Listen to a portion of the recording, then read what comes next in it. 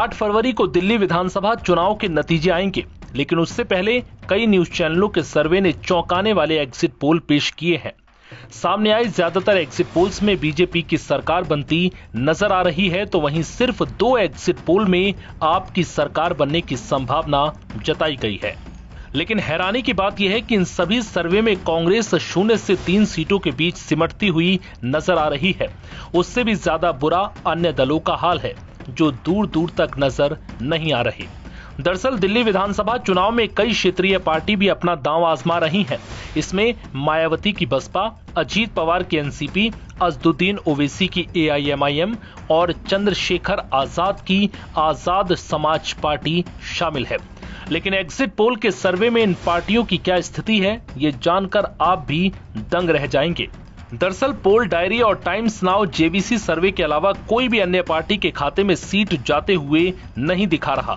ऐसे में चाहे मायावती हो या अजीत पवार, असदुद्दीन ओवैसी हो या फिर चंद्रशेखर आजाद, किसी की भी पार्टी यहां खाता खोलती हुई नहीं दिख रही और ना ही वाम दलों को कोई सीट जाती नजर आ रही है।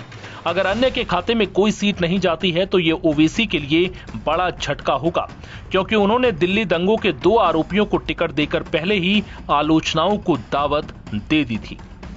ओखला से शिफा रहमान खान और मुस्तफाबाद से ताहिर हुसैन एआईएमआईएम के प्रत्याशी हैं।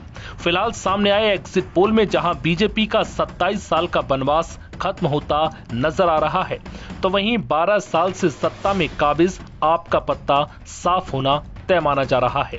एग्जिट पोल में किस पार्टी को कितनी सीटें मिल रही हैं ये बताएंगे, लेकिन उससे पहले बता दें कि एग्जिट पोल में सबसे ज्यादा दुर्दशा किसी की खराब नजर आ रही है तो वो है कांग्रेस। एग्जिट पोल के मुताबिक कांग्रेस को दिल्ली में 2 से 3 सीटें मिलना भी मुश्किल नजर आ रहा है। दावा किया जा रहा है कि कांग्रेस दिल्ली में खुद का कोई वजूद नहीं बना पाई, उल्टा उसने आप के वोट काटकर उसे नुकसान पहुंचाया।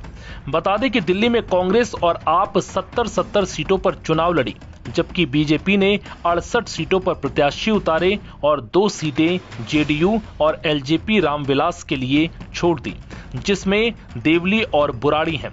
वहीं अजीत पवार की एनसीपी ने 17, बसपा ने 69 सीटों पर प्रत्याशी उतारे, तो चंद्रशेखर आजाद ने भी कुछ सीटों पर अपने प्रत्याशी उतारे हैं।